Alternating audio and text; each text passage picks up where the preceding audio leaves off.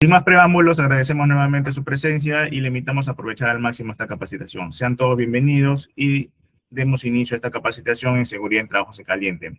Adelante, ingeniero Enzo. ¿Qué tal con todos? Muy buenas noches, tengan todos ustedes, damas y caballeros. Vamos a dar inicio entonces a la capacitación del día de hoy de trabajos en caliente. Denme solamente unos segundos. Voy a compartir mi pantalla.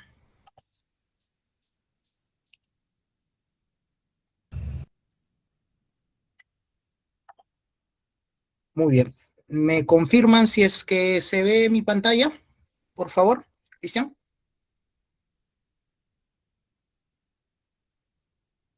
Cristian, ¿me confirmas, por favor? Sí, sí se ve. Perfecto. Antes de todo, pedirles disculpas a todos ustedes. Tengo un problema con mi cámara, por lo tanto no me van a poder ver. Traté de solucionar, puse un fondo, pero no se dio la solución del caso. Mil disculpas por eso. Sé que la presentación debe ser mutua, pero son problemas técnicos que se presentan. Bueno, como ya lo dijo ingeniero Cristian, el día de hoy vamos a tocar la capacitación de trabajos en caliente, ¿no?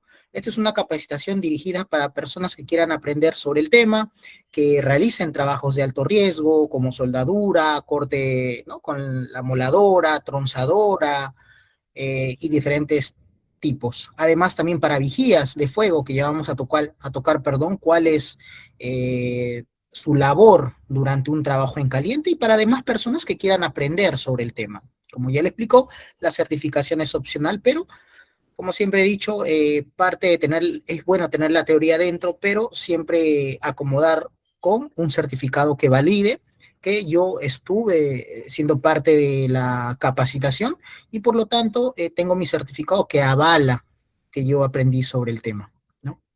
Esta capacitación va a durar aproximadamente entre 2 horas a 2 horas y media. El tema es muy amplio, hasta da para más, pero vamos a tratar de resumir dando los temas y los puntos más importantes. Antes de todo, quiero darles una información sobre emergencia, ¿no? Siempre estar cerca de zonas seguras en caso de sismo, conocer rutas de evacuación, si estás en un lugar, ¿no?, donde estés en una empresa o algo, siempre cuenta con extintores en caso de amago de fuego. ¿Ok? Sobre las reglas básicas, configure su teléfono en modo silencio, evitemos la bulla innecesaria y mantenga el micro apagado. Si quiere hacerme una consulta, les voy a pedir que por favor quizás ahí por el grupo levanten la mano y Cristian me va a apoyar con eso, o si pueden escribir mediante el chat la pregunta, a lo que yo termino de hilar el tema y leo su pregunta. Si no, lanzamos para el final como hemos quedado. Muy bien, vamos a hablar primero del índice, ¿no? Vamos a tocar 14 puntos, entre los cuales están los objetivos, las referencias legales, que son importantes conocer de la historia de la seguridad, ¿no?, tanto a nivel de Perú como a nivel internacional. Estadísticas también acerca de accidentes en trabajo en caliente, definiciones, peligros y riesgos, medidas de control aplicables para este tipo de trabajo de alto riesgo, medidas generales de seguridad, equipos de protección personal, seguridad en oxicorte, uso de cilindro de gas, ¿no?, seguridad en soldadura eléctrica, seguridad en corte esmerilado, respuesta a emergencia y por último la gestión de consecuencias. Sin más, empezamos. Como ya les vengo diciendo, ¿no?, dentro de los objetivos está entender los principales requisitos y conceptos del procedimiento seguro para trabajos en caliente. Es bueno conocer, ¿no?, cuál es el procedimiento de trabajo, ¿no? Tenemos algunas empresas que lo toman como estándar, otras que lo toman como un procedimiento escrito para trabajo seguro, ¿no? Es de acuerdo a cómo se tome en el lugar donde trabajo. Entender y reconocer los diferentes tipos de peligros y riesgos que implican el trabajo en caliente, ¿no? Hay que saber diferenciar peligro y hay que saber diferenciar riesgo, ¿no? Como ya nosotros tenemos algo de conocimiento, el peligro viene a ser cualquier fuente o situación, si queremos decirlo así, con potencial de causar daño, a diferencia del que el riesgo, que es la probabilidad de que ese daño se materialice o ocurra efectivamente, ¿no?, combinando con la gravedad de su consecuencia. Ya vamos a dar ejemplos más adelante para poder entender más explícitamente cuál es la diferencia entre el peligro y riesgo de acuerdo a las actividades de trabajo en caliente. Lograr que los participantes realicen los trabajos en caliente aplicando los controles, ¿no? Conocer cuáles son los tipos de controles que yo puedo aplicar cuando realice trabajos en caliente, ¿no? Entender el uso correcto y las inspecciones adecuadas de los equipos para realizar trabajos en caliente. Antes de yo realizar diferentes tipos de trabajo en caliente, se tiene que ver lo siguiente, ¿no? ¿Qué controles voy a aplicar? Y dentro de los controles también están las inspecciones, inspeccionar tanto los equipos, inspeccionar el área de trabajo, etcétera. Por último, entrenar a los participantes en las acciones necesarias para respuesta de emergencia. Ahora, no nos confundamos porque nosotros lo que vamos a realizar hoy día o lo que estamos haciendo es una capacitación. Es un tema teórico, ¿no? Donde se va a llenar o nos vamos a nutrir de información, pero si hablamos después de entrenar o de talleres, ¿no? Hasta donde yo tengo entendido, Dávila Consulting también está preparando talleres prácticos y además teóricos para el uso de extintores, brigadas de emergencia, primeros auxilios, ¿no? Que eso puede ayudar ya en pasar de la teoría a la práctica, que es fundamental y que es importante también. Seguimos entonces. Bueno, ahora vamos a tocar, perdón, vamos a tocar las referencias legales, como les vine diciendo, ¿no? La ley 29783 es la ley de seguridad y salud del trabajo, ¿no? Yéndonos un poco para la historia, fue publicada el 20 de agosto del 2011, buscando establecer una cultura de prevención de los riesgos laborales que podamos encontrar nosotros cuando realizamos diferentes tipos de trabajo, ¿no? Tanto para empleadores públicos y como privados, ¿no? A implementar lo que es un sistema de gestión. Y luego hay una modificación en la ley 30222, ¿no? Ahora, también tiene su decreto supremo, ¿no? Que es el 005-2012-TR, que es el reglamento de la ley. Ahora, este reglamento fue aprobado en abril del 2012 y cuenta con 123 artículos. Ahora, si nosotros hablamos de ley y hablamos también de decreto supremo, ¿qué es cada uno? ¿En qué se diferencia? ¿Qué es uno del otro? Entonces, una ley es una norma jurídica obligatoria dictada por una autoridad competente, ¿no? Generalmente lo hace el Poder Legislativo, a diferencia de un decreto supremo, que es una norma jurídica de carácter general o a veces también de carácter específico, que reglamenta las leyes que se dan, ¿no? Entonces, si resumimos a ley y decreto supremo, la ley establece lo que se debe hacer o no se debe hacer, y el decreto indica cómo lo debes tú a llevar a cabo. Es por eso que yo tengo mi ley 29783 y tengo mis decretos supremos, ¿no? La que le reglamenta la ley es el 005-2012-TR, ¿no? Ahora, también tengo diferentes, ¿no? Como es el decreto supremo 024-2016 que reglamenta tema de seguridad y salud ocupacional en minerías, ¿no? Aparte tengo también normas técnicas que se usan en construcción civil, como es la G050, ¿no? Durante la construcción. Ahora, también tenemos otras, ¿no? Como es el Decreto Supremo 42F, que es el Reglamento de Seguridad Industrial.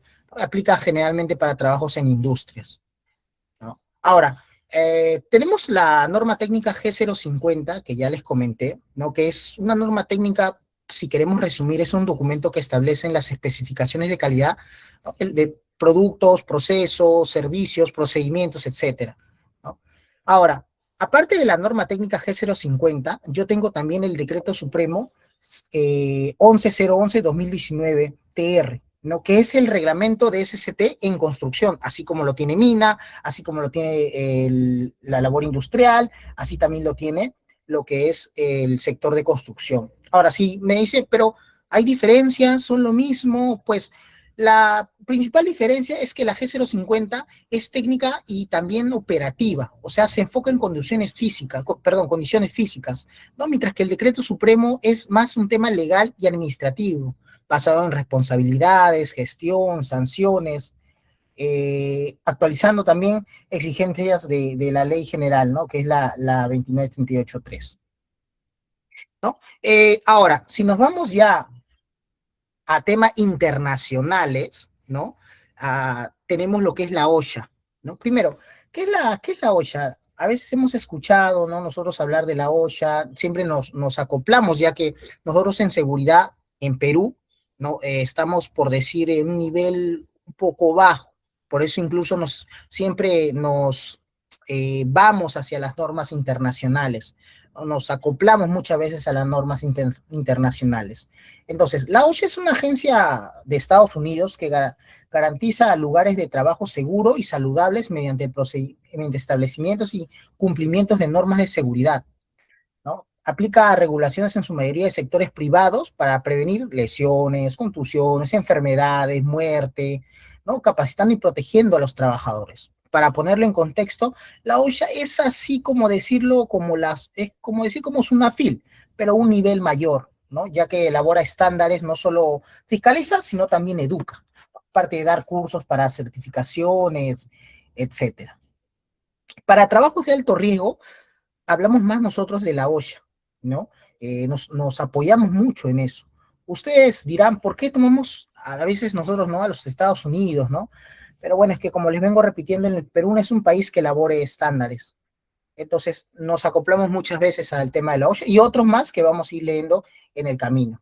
Entonces tenemos la SFR 1926, que es para industria de la construcción, ¿no? Vamos a ver la parte J, soldadura y corte, y la SFR 1910, que es en la industria general, es la parte Q de soldadura, corte, y su soldadura fuerte también, ¿no? Voy a pasar a la siguiente, ¿no? Acá tenemos la normativa peruana, ¿no? La que les nombré para el tema de minería, que estamos poniendo como ejemplo, ¿no? Así como también hemos puesto ejemplo el tema de construcción civil, industrial, ¿no? Tiene sus diferentes artículos, que por ejemplo el artículo 129, el punto 2 me habla de trabajos en caliente, ¿no? El artículo 130 me indica acerca de la obligatoriedad del PETAR, ¿no? Que se debe realizar cuando realice trabajos en caliente, ¿no? Como ya les vine diciendo, es una normativa internacional la OSHA, ¿no? Administración de Seguridad y Salud Ocupacional. Es una agencia internacional. Tenemos acá dos puntos, ¿no? Tenemos la 1910 y la 1926, ¿no? La 1910, por decirlo, ve industria general, ¿no? Mientras que la 1926 ingresa más al tema de industria de la construcción. Ahora, también, perdón. Ahora, también tenemos otras normas, ¿no? Como es la ANSI, ¿no? Que es una organización sin fines de lucro que supervisa el desarrollo de los estándares para productos, servicios, procesos y sistemas en los Estados Unidos, ¿no? También lo asociamos muchas veces a ANSI con el tema de EPPs, ¿no? Por ejemplo, ahorita lo que vamos a ver es la ANSI AWS Z49.1.2012, ¿no? Que es seguridad en soldadura, corte y procesos afines. También vamos a ver parte de la Sociedad Americana de Soldadura, la AWS, ¿no? Que es un sistema que también se usa como homologación, ¿no? Ya que es una sociedad americana de soldadura que son especialistas en temas de, valga la redundancia, de soldadura y brinda homologaciones ¿a qué? Bueno, a las diferentes personas que quieran realizar esa actividad. Luego tenemos la NFPA, que es la Asociación Nacional de Protección contra el Fuego, ¿no? Que es una organización, también es internacional, sin fines de lucro, fue fundada en Estados Unidos, ¿no? Se dedica a reducir la muerte, lesiones, pérdidas económicas causadas específicamente por incendios, electricidad y riesgos peligrosos. Entonces, si hablamos de trabajo en caliente, riesgo de incendio, la NFPA es la indicada, usada normalmente por bomberos y personal de enfermedad ocupacional, ¿no? Acá tenemos la NFPA 51B, que es la norma para la prevención de incendios durante operaciones de soldaduras, corte y otros trabajos en caliente, ¿no? Ya que vamos a ver diferentes tipos de trabajo en caliente que vamos a encontrar durante la capacitación que vamos a tener. Ahora, así como tenemos la NFPA 51B, yo les pongo un ejemplo, la NFPA 70E, que ve para trabajos eléctricos. Entonces, hay diferentes tipos, ¿no? O programas de la NFPA para ver diferentes tipos de trabajo. Acá tenemos unas estadísticas, ¿no? Para ver lo alarmante que es, por ejemplo, acá en el 2025 y en el 2026, ¿no? Son estadísticas de emergencias atendidas a nivel nacional, ¿no? Por ejemplo, tenemos los tipos de emergencia. Vemos que los incendios hay fugas de gas, emergencias médicas, rescates, derramos de productos, cortocircuitos, servicios especiales además, ¿no? Accidentes vehiculares, etcétera, etcétera, donde vemos que tenemos una mayor cantidad en enero de emergencias médicas, ¿no? ¿Por qué? Por tipos, ¿no? De trabajos, por decirlo así, o de emergencias por trabajos en caliente o por incendios, etcétera, ¿no? Como podemos ver, las estadísticas que tenemos acá, igual las estadísticas que tenemos del 2026. Como podemos ver, ¿no? Los incendios viene a ser después de las emergencias médicas, es el segundo valor alto que podemos encontrar de acuerdo a las estadísticas de emergencias que tenemos. Entonces es alarmante, ¿no? Que esté dentro del rango número 2. Bueno, ahora vamos a ver un poco de definiciones para ir entendiendo mejor el tema, ¿no? Ir entendiendo mejor lo que vamos a desarrollar, ¿no? Bueno, ya dijimos, ¿no? Eh, Según la NFPA, el trabajo en caliente es un trabajo que incluyen quemas, soldaduras, operaciones similares capaces de causar incendios o explosiones. Actividad que incluye llamas, producción de chispas o calor, como podemos ver en el ejemplo, ¿no? Tenemos ahí una soldadura de arco eléctrico, tenemos un corte por soplete de gas, ¿no? Y tenemos un trabajo de esmerilado. Entonces, como podemos ver, son diferentes tipos de exposición a trabajo caliente y de llama, ¿no? Una es eléctrica, el otro normalmente usa balones de gas y además del otro de no soldar, pero sí exponernos a chispas, ¿no? Que pueden generar quemaduras, incendios, etcétera. ¿No? La soldadura y procesos relacionados influyen soldaduras por arco eléctrico, soldadura por gases oxicombustibles, soldaduras por llama abierta, soldadura con latón, pulverización térmica, corte de oxígeno y corte de arco eléctrico.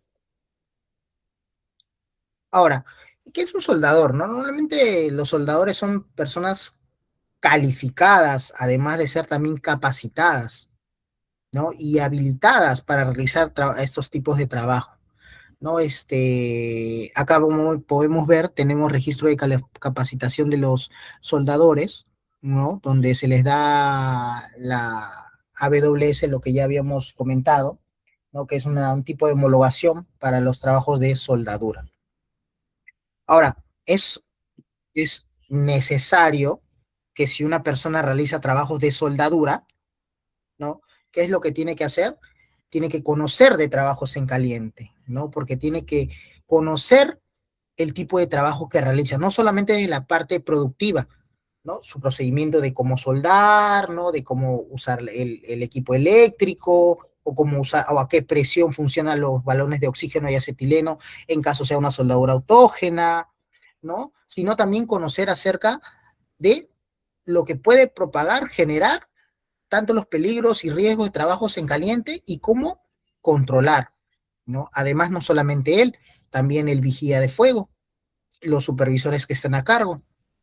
Y muy aparte de eso, siempre se piden que esas personas que están en la actividad de trabajo en caliente, sea soldador, sea vigía de fuego, sea un ayudante, también tengan conocimiento de uso del extintor. Entonces, sigamos. Acá tenemos lo que le estaba observando, el vigía, que es un observador de fuego, ¿no? Que es un colaborador encargado de estar atento ante cualquier chispa.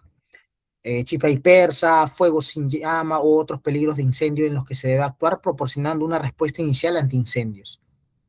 Debe estar habilitado para trabajos en caliente. No podemos, a veces se comete el error de ponemos a un ayudante como un vigía de fuego o ponemos una persona que esté libre ahí y no lo colocamos como un vigía de fuego para que pueda él estar cubriendo esa plaza, ya que la tengo disponible. Total, nunca va a pasar nada. Es lo que a veces comentan. Y a la hora de la hora, muchas veces hay personas que ni siquiera pueden con la correa de ajuste del extintor, ¿no? Ni siquiera pueden sacar la correa para poder al menos usar de esa manera el extintor, porque no tienen el conocimiento, piensan que se aplica fuerza bruta, por decirlo así, cuando no es así. Irás a un sentido y con eso es suficiente, ni siquiera se usa mucha fuerza para que el pasador o sujetador, ¿ah? Y con eso podamos usar el extintor, ¿no? Debe estar habilitado para trabajo en caliente, conocer la ubicación y uso de alarmas contra incendio, equipos de lucha contra incendio y equipos de primeros auxilios también.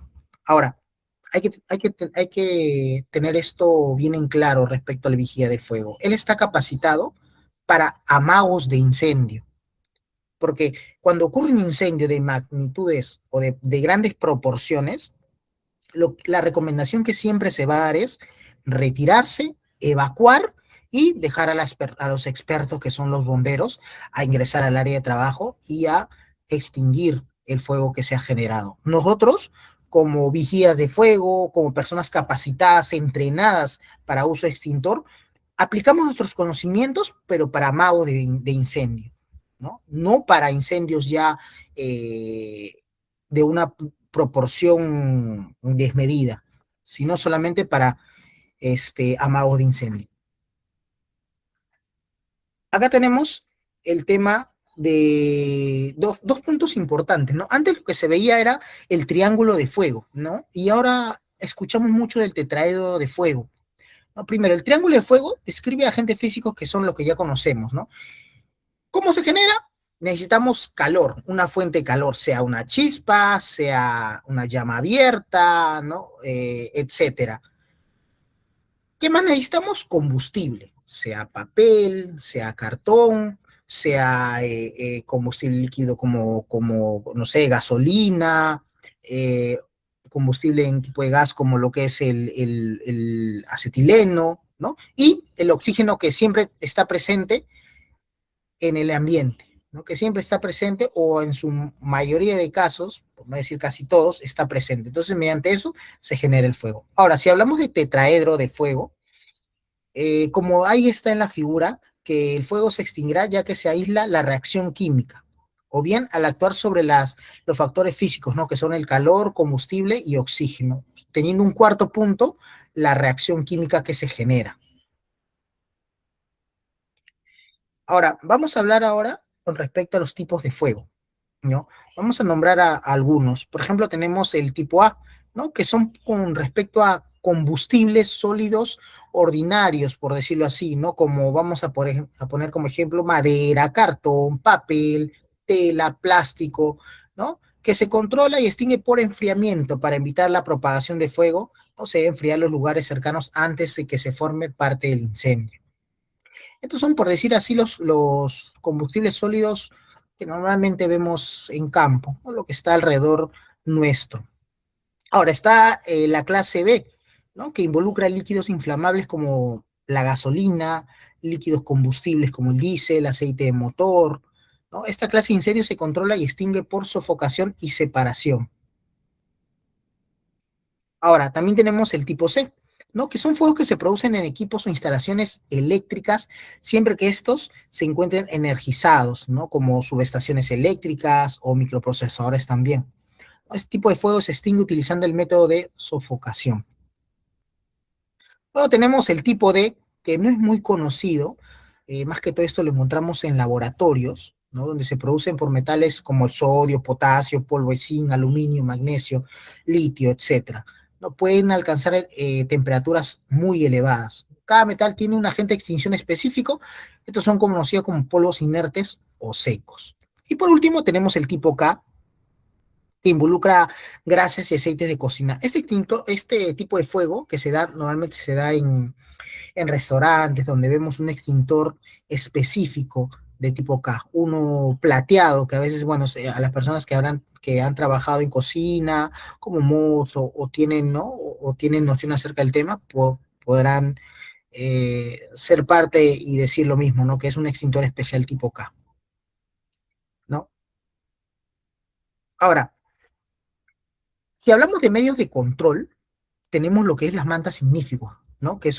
Es una manta o tela certificada utilizada para proteger equipos y zonas durante los trabajos de soldadura, ¿no? Protegemos con eso el entorno, protegemos de que chispas no se contengan, incluso muchas veces cuando estamos realizando trabajos de soldaduras y tenemos cerca combustible, de diferentes tipos, material combustible, lo que hacemos es protegerla con esta manta, ¿no? Lo más común de encontrar es la fibra de hilo, pero también utilizamos otros tejidos, ¿no? De alto rendimiento como el silicio, el Kevlar y también las fibras de carbono. También tenemos los biombos.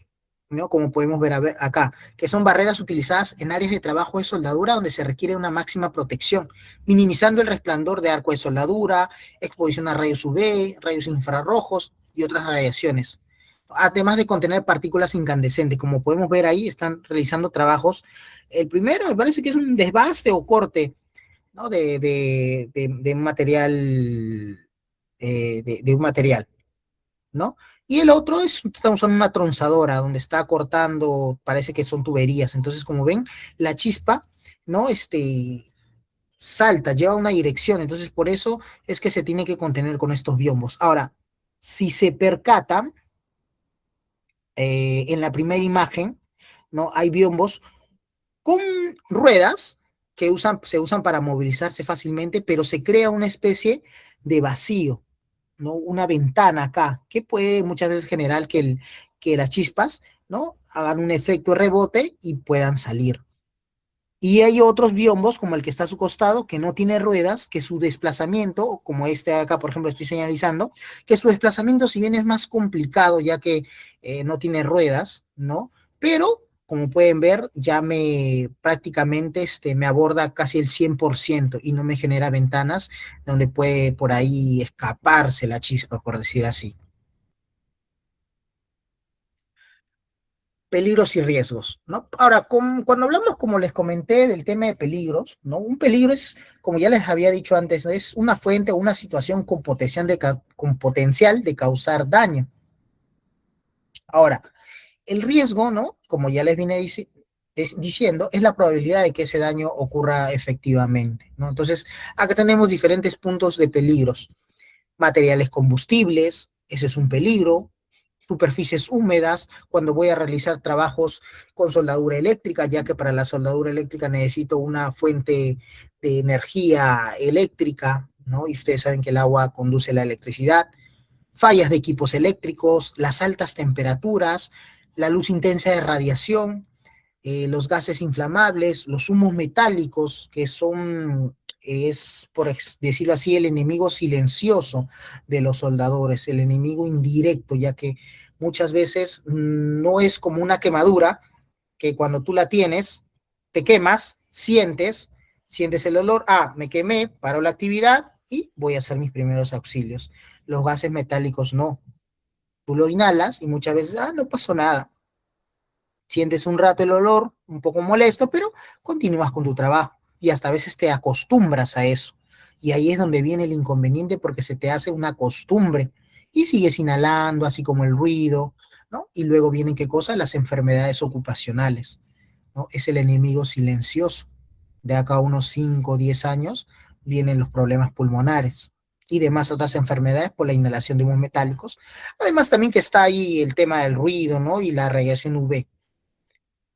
También tenemos como un peligro la manipulación de cilindros de gases comprimidos. Como podemos ver, hay soldaduras, como les dije antes, de oxicetilénica, se les dice, donde usamos cilindro de oxígeno, usamos cilindro de acetileno. También hay la soldadura limpia, que se le dice a la soldadura TIG, donde usamos nuestro equipo eléctrico, pero además necesitamos una botella de argón, ya que limpia eso el procedimiento de soldadura. Ahora vamos a hablar de los principales riesgos, ¿no? Ya hemos nombrado acá los peligros: materiales combustibles, superficies húmedas, altas temperaturas, gases inflamables, etcétera. Ahora hablemos de los riesgos, ¿no? Tenemos un riesgo de incendio. ¿Debido a qué? A proyección de partículas incandescentes cuando realizo el trabajo de soldadura eléctrica o el trabajo de corte con amoladora, con tronzadora. Incendios además, ¿por qué? Por material combustible, inflamable cerca de fuentes de ignición. No proteger o no retirar el material combustible donde yo voy a realizar los trabajos en caliente. Tenemos también el tema de electrocución, ¿no? Eso debido a qué? A fallas en equipos eléctricos, no haberlos inspeccionado previamente. Ahora, no solamente se inspecciona el equipo eléctrico, sino también los cables que alimentan de electricidad, ¿no? Muchas veces se usan las tomas industriales o meneques, como algunos los llamamos. También el contacto con superficies húmedas, ¿no? Como ya hablamos, muchas veces tenemos ese tipo de riesgo, electrocución. También tenemos las quemaduras, que es por contacto con partículas incandescentes, chispas, superficies calientes. Muchas veces se realizan trabajos en soldadura, pensamos que no, ya puedo tocar porque está frío y tengo una quemadura, ¿no? Por no tocar quizás una llama viva, una llama abierta, ¿no? Sino por algo que está o contiene una superficie caliente, ¿no? También tenemos el tema de explosión, manipulación incorrecta de cilindros de gases comprimidos. Tenemos la intoxicación, lo que les hablé, inhalación de humos metálicos y gases peligrosos. También tenemos el tema de los daños oculares, ¿no? A los ojos, ¿no? Debido a los rayos luminosos visibles, el tema de rayos ultravioleta, infrarrojo, luz intensa y el tema también de radiación. Muy bien. Ahora, un tema acá que no se ha tocado, no he visto que se haya tocado, es el tema, pero es importante, el tema del ruido. ¿Ya? El tema del ruido también, cuando uno usa tronzadora o amoladora, muchas veces sobrepasa los 85 decibeles y hasta está cerca de los 100 decibeles, por lo que a veces nos solicitan usar una doble protección auditiva, pasándolos, ¿no? Más o menos los 100 decibeles, ¿no? Eso está de acuerdo a la ficha técnica de cada equipo que voy a utilizar. Muchas veces ahí dice hasta cuánto es decibeles y por lo tanto yo puedo aplicar qué tipo de protección auditiva puedo tener, ¿no? Ahora, si vamos a hablar, ya hablamos de los peligros, ya hablamos de riesgo, ahora vamos a hablar de la medida de control, ¿no? Esto es como una especie de ATS, como un IPR-C para los que conocen, ¿no? Donde primero hablamos de la actividad, hablamos también de los peligros, hablamos de los riesgos, bueno, también hemos visto ahí consecuencias y ahora vamos a hablar de lo importante, ¿no? De las medidas de control. Según la NFPA 51B, ¿qué me dicen ellos? Utilizar el proceso reconocer, evalúo y control. Reconozco el peligro, reconozco el riesgo, evalúo y veo la medida de control que voy a aplicar. Entonces, un proceso para reducir los peligros de los trabajos en caliente se denomina, como ya le hemos hablado, reconocer, evaluar y controlar, ¿no? ¿A qué me refiero yo con reconocer? Si existe un riesgo de incendio antes de comenzar los trabajos en caliente, y no solamente incendio, sino también puede ser de quemaduras, ¿no? Evaluar, determinar si existen peligros, especialmente peligros que pudieran avivar un incendio, ¿no? Sea líquidos o gases inflamables. Y controlar, tomar las medidas necesarias para eliminar o minimizar el peligro. Muchas veces no se puede eliminar completamente, pero ¿qué buscamos? Minimizar lo más que podamos. Muy bien. Acá tenemos también unas medidas de control, como es el permiso para trabajos en caliente, que se les conoce como PETAR, ¿no? Ayuda, perdón, voy a conectar mi laptop. Ya. El PETAR, que es un permiso de trabajo donde al operador de los trabajos en caliente y al guardia de incendio reconoce posibles peligros, ¿no? Como podemos ver en la imagen, ¿no? Es muy explícita. Acá dice, se pueden proteger las áreas con el uso de mantas, cortinas para soldaduras, limpiando los materiales combustibles a un radio de 35 pies o 11 metros. Entonces, alrededor del espacio donde se realizan los trabajos en caliente, ¿no? El área debe estar libre de combustible. La NFPA me indica eso, que tengo que tener al menos una distancia de 11 metros de material combustible para yo poder realizar mi trabajo en caliente. Ahora, muchas veces tenemos áreas reducidas o áreas donde no puedo retirar los materiales inflamables. ¿Y qué tengo que hacer? Como está en la imagen. Si no puedo reubicar, ¿qué es lo que hago? Protejo, coloco barreras. Ahí, por ejemplo, se colocó biombos. También lo que se puede hacer es colocar mantas, forrar con mantas, ¿no? Y siempre tener ahí mi vigía de fuego, ¿no? Que esté al tanto con su extintor.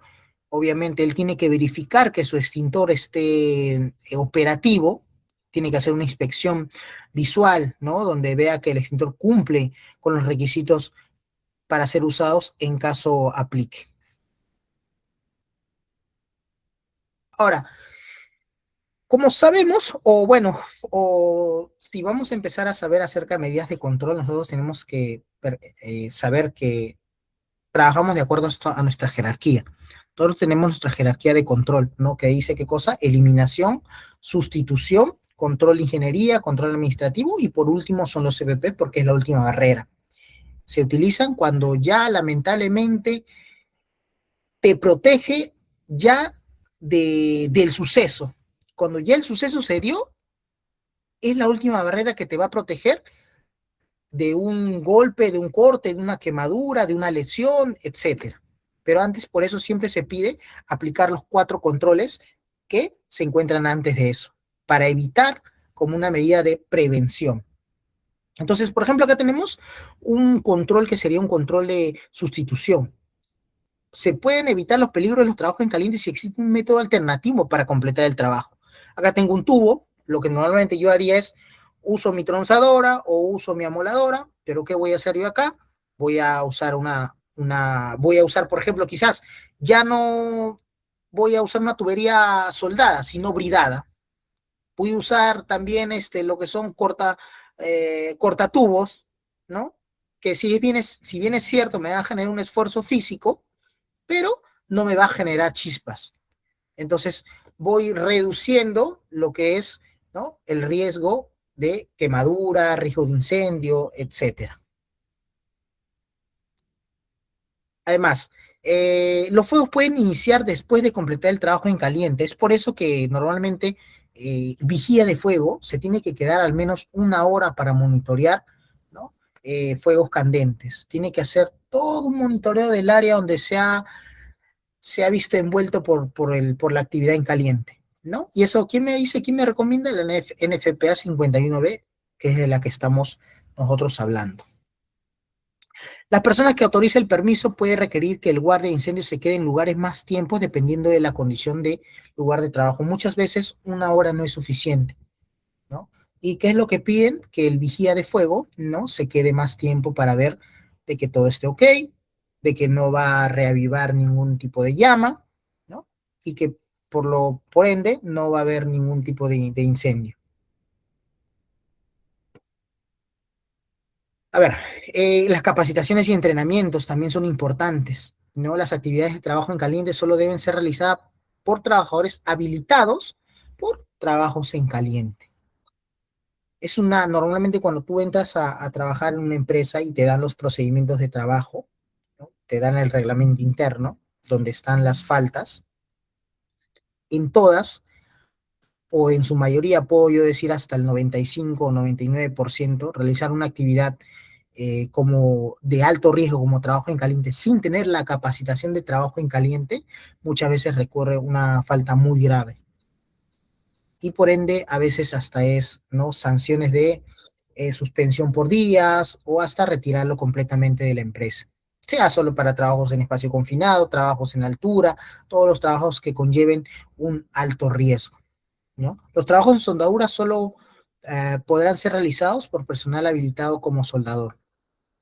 El colaborador designado como vigía de fuego debe también ser un colaborador habilitado para trabajos en caliente, lo que les comenté, ¿no? No solamente la persona que realiza la actividad como cortar, soldar, es el que tiene que estar habilitado para trabajos en caliente, sino también el vigía. Y no solamente para trabajos en caliente, sino también para entrenado, ¿no?, para el uso de extintor. Muchas veces incluso los brigadistas que se entrenan para extinción de incendios, evacuación, primeros auxilios, son los que fungen como vigías por su entrenamiento ya y por su capacitación previa. Tenemos el tema de los permisos para trabajos en caliente, ¿no? Acá tenemos un ejemplo de un petar. Ahora, no nos confundamos porque hay otro petar que se habla más para tratamientos de agua, ¿no?, que no tiene la letra E, ¿no? Acá estamos hablando del petar, que es el permiso escrito para trabajos de alto riesgo. Acá lo que tenemos en el ejemplo, es para trabajos en caliente, ¿no? Donde hay diferentes puntos específicos. Es un checklist donde yo voy viendo, ¿hay material de combustible a 11 metros? Sí. ¿Se ha inspeccionado el equipo que voy a utilizar? Sí. ¿El personal que va a hacer la actividad está capacitado para trabajos en caliente? Sí. Entonces es un checklist que yo voy llenando. Por eso normalmente está sí, no y no aplica. Porque a veces si voy a hacer un trabajo en caliente con la moladora que va a generar chispa, no es igual que hacer un trabajo de soldadura autógena con cilindros de oxígeno y acetileno. Entonces muchas veces cuando me hable el checklist acerca de si hice la inspección del cilindro, voy a poner no aplica, porque no es la actividad que estoy realizando. Y si coloco un no, tengo que sustentar el por qué he colocado un no.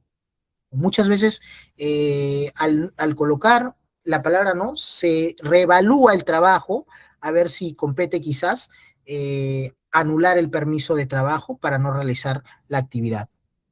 Como podemos ver, se autoriza siempre por el responsable del grupo, también por el supervisor o ingeniero, y al final lo da, bueno, da el visto bueno el supervisor de seguridad, ¿no? Él es el último filtro, así como en el ATS, que empiezas a decir, ya, ok, está bien eso, está bien lo otro, listo, entonces yo pongo mi firma.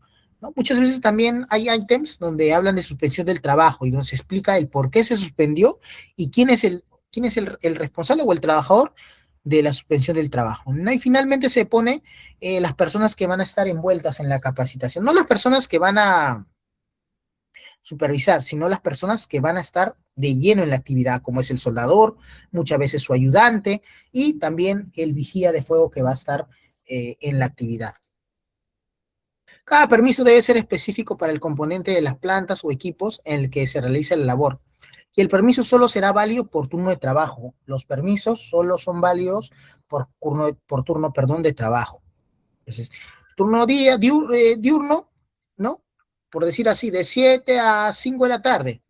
Luego tenemos el turno nocturno, ¿no? De 6 hasta lo que dure, ¿no? Por turno.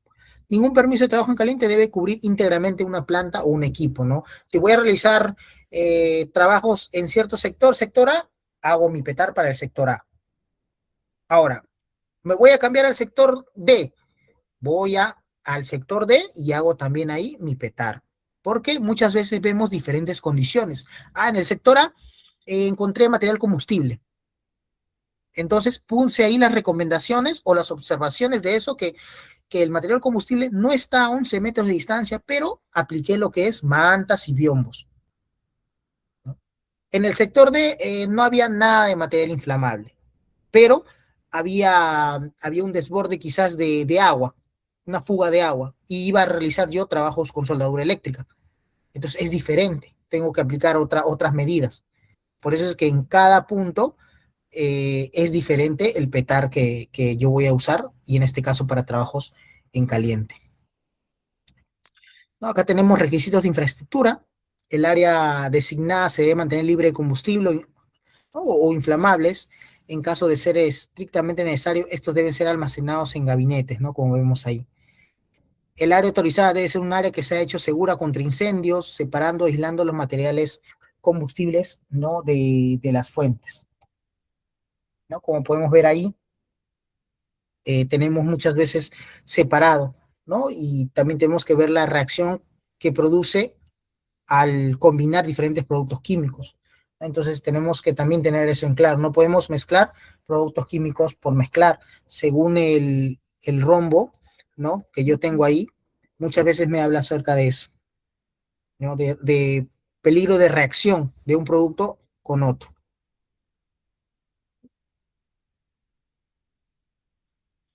Muy bien, ahora hablamos de requisitos de infraestructura. Al realizar trabajos en caliente junto a sistemas de transporte como fajas, estos deberán protegerse a fin de evitar que los mismos puedan trasladar chispas combustibles a lugares alejados, ¿no? Como pueden ver acá, voy a realizar, me parece que este es un oxicorte, una actividad de oxicorte, ¿no? Que genera chispa desmedida. ¿Qué es lo que voy a hacer? Protejo el área con biombos, que es una muy buena medida de control. Para los tanques, tuberías y equipos combustibles deben ser previamente bloqueados, ventilados y lavados. Cuando yo voy a realizar trabajos, ahora, en tuberías o en tanques, ¿no? Que ha estado lleno de equipos combustibles, no es ingreso, hago mi trabajo y me retiro. No, debe haber una previa evaluación, ¿no? Acerca de la ventilación, del lavado mismo del tanque, para evitar que aún queden partículas inflamables y eso genere una explosión, eso genere un incendio, ¿no? Entonces, hay todo un previo procedimiento antes de realizar el trabajo en caliente. También implementar controles para la adecuada protección respiratorias, ¿no? Como equipos de ventilación y EPP. Muchas veces para los controles que se aplican son mangas extractoras, ¿no? Que eso, ¿qué es lo que hace? ¿No? Revierte o absorbe los humos metálicos y los llevan a, es como una campana extractora, ¿no? Y los llevan a un punto alto donde no afecte directamente al trabajador. En lugares donde no se pueda colocar, bueno, solamente se aplica el control del filtro, ¿no? El que se usa normalmente, que es el P100. Y ahora vamos a hablar también de los temas de los EPPs. Bueno, también tenemos que el área de trabajo debe estar implementada, disponible con extintores contra incendios, operable y completamente cargados, ¿no? Por eso es que, como comenté, el vigía de fuego tiene que, prácticamente el extintor es su herramienta de trabajo, donde él tiene que, antes de hacer el trabajo en caliente, debe verificar que el extintor esté al 100% operativo. Hacerle un checklist donde permita a él ver que cumple con todos los requisitos, ¿no? Para estar listo cuando se produce el amago de incendio.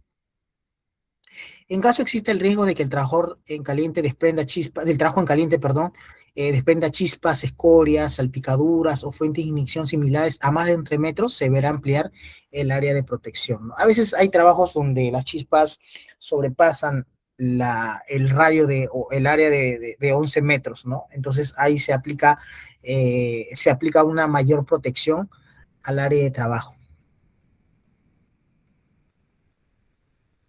Condiciones generales de seguridad, ¿no? Es obligatorio contar con el permiso, bueno, lo que ya hemos hablado, ¿no?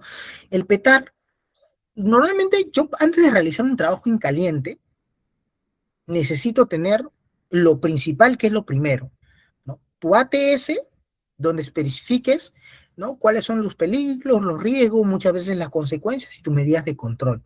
Tener el petar y tener los checklists tanto del equipo de soldadura, del equipo de oxicorte, de la moladora, ¿no? Que yo voy a utilizar, ¿no? Son los documentos más importantes específicamente para la actividad del trabajo en caliente.